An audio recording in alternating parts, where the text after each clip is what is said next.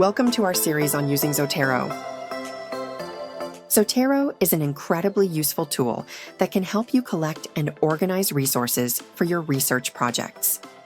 While writing, it can also generate footnotes and bibliographies. In this video, we'll get you started by showing you how to download the desktop app and install the browser extension or connector. First, head over to Zotero.org. Once there, you'll see the download option for both the standalone desktop application and the browser extension. We recommend downloading both. The desktop app works better than the web-based version, and the browser extension is how you will easily add resources to your library while browsing the library catalog, internet, and databases.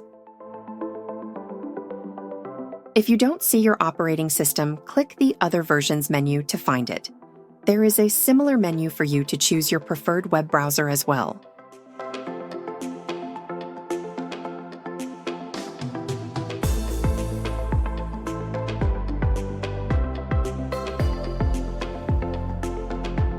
From there, follow the installation instructions for your device.